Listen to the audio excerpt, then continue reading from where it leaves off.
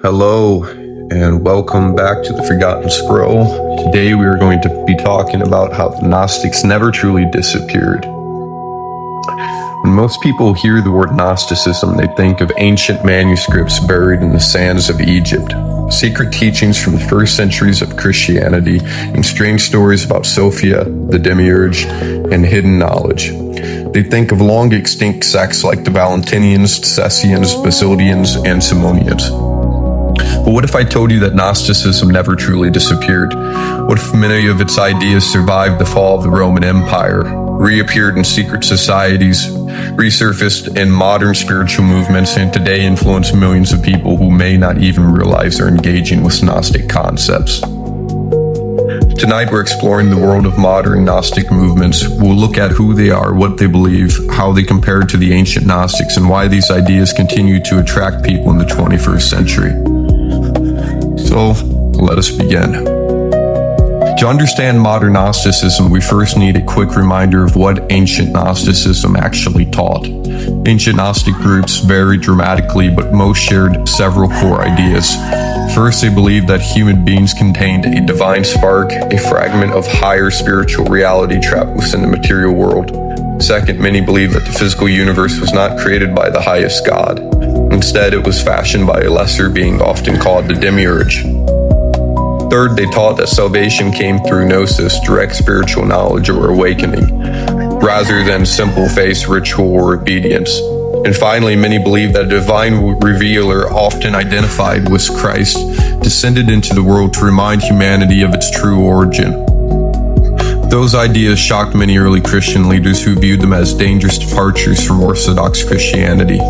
By the 4th and 5th centuries, most organized Gnostic communities had disappeared, or so it seemed.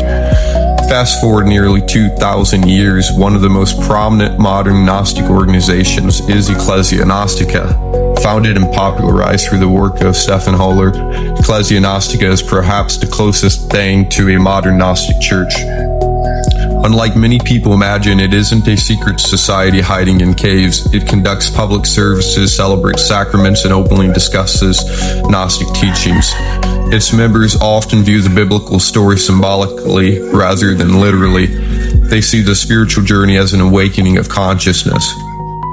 The Demiurge is generally interpreted less as a literal cosmic villain and more as a symbol of ignorance, limitation, and spiritual blindness. Christ is viewed not merely as a historical figure, but as a revealer of transcendent wisdom. For many members, salvation is not about avoiding punishment after death. It is about awakening here and now. Another important movement is the Apostolic Johannite Church. The Johannites draw inspiration from multiple Gnostic traditions, particularly those associated with John the Apostle and the Gospel of John. Like Ecclesia Gnostica, they embrace sacramental worship and Christian symbolism. However, they tend to place strong emphasis on individual spiritual experience. They encourage seekers to explore ancient texts, meditation, mystical practices, and personal revelation. One thing that attracts many people to the Johannite tradition is its willingness to engage with both ancient Christianity and modern scholarship. Rather than demanding certainty, it often invites exploration. Then we come to a movement that looks quite different from the previous two, the Ecclesia Gnostica Catholica, sometimes called the Gnostic Catholic Church, emerged within the Thelemic tradition associated with Aleister Crowley. This branch focuses heavily on mystical experience and spiritual liberation. Unlike the more traditionally Christian Gnostic churches, its worldview is deeply influenced by ceremonial magic, esoteric symbolism, and occult philosophy. While some historians debate whether it should truly be called Gnostic in the ancient sense, it undeniably shares themes of awakening, hidden knowledge, and liberation from spiritual ignorance. Perhaps the largest and most influential modern Gnostic movement is the one founded by Samael Aun Weor. If you've never heard that name before, you're not alone. Yet his teachings have spread throughout Latin America, Europe, and beyond. Samael Aun Weor taught a complex system that blended Gnosticism, esoteric Christianity, mysticism, meditation, Eastern spirituality, and occult traditions. His followers believed that all major religions contain fragments of a single universal truth. They teach that humanity exists in a state of spiritual sleep. According to this view, most people move through life unconsciously, trapped by ego, desire, fear, and illusion. The goal is to awaken. Followers practice meditation, self-observation, and various spiritual disciplines intended to transform consciousness. To supporters, Samael's teachings represent a practical path to spiritual awakening. To critics, they represent a highly eclectic system that differs significantly from ancient Gnosticism. Regardless of where one stands, there is no denying the movement's influence. But most modern Gnostic ideas aren't confined to organized churches. In fact, many of the most widespread Gnostic themes today appear in the New Age movement. Now, it's important to be careful here. The New Age movement is not simply Gnosticism with a new label. There are major differences. However, the similarities are striking. Many New Age teachings speak about a divine spark within every person. They emphasize awakening to higher consciousness. They often teach that reality is not what it appears to be. They encourage seekers to discover hidden spiritual truths throughout personal experience. Sounds familiar? Gnostic themes echo ideas found in ancient Gnostic writings nearly 2,000 years ago.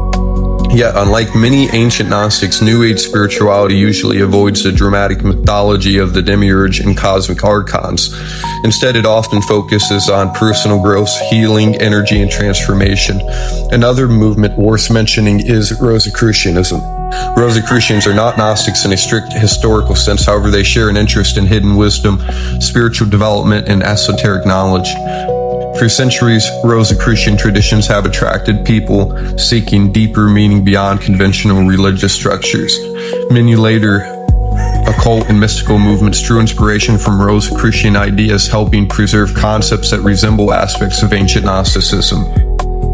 And then we arrive at perhaps the most surprising place where Gnostic ideas appear: popular culture.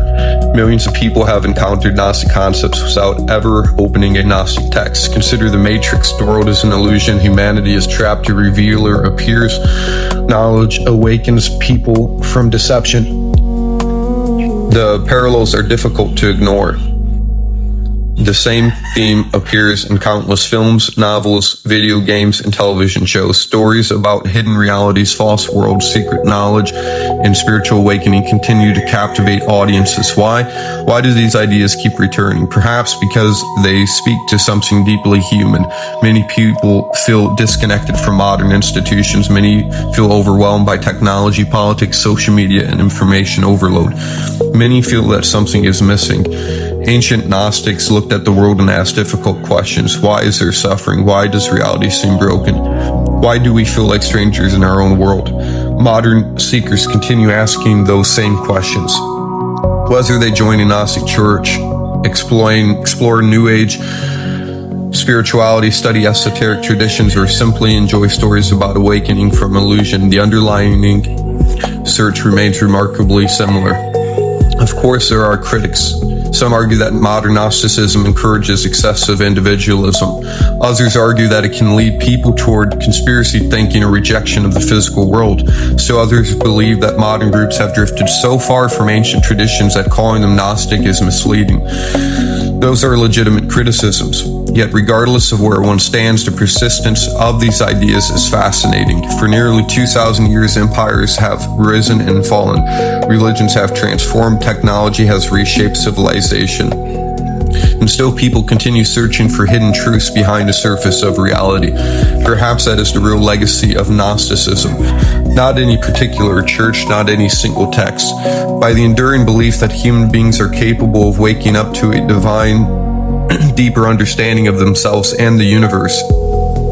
So did the Gnostics disappear? The evidence suggests something more complicated. The ancient sects may have faded away, but their questions survived. Their symbols survived. Their themes survived. And in many ways, their search for awakening continues to this day. Whether one agrees with them or not, the Gnostics never really vanished. They simply changed their clothing, adopted new languages, and found new ways to express some very old ideas. And perhaps that's why their story still matters. Because beneath all the myths, symbols, and mysteries lies a question that remains as relevant now as it was 2,000 years ago. Are we truly awake? Thanks for joining me on The Forgotten Scroll. If you enjoy this episode, don't forget to like, subscribe, and share the video. It helps the channel grow and allows us to continue exploring ancient mysteries, forgotten traditions, and the ideas that still shape our world today. Until next time, keep seeking, keep questioning, and keep turning the pages of The Forgotten Scroll.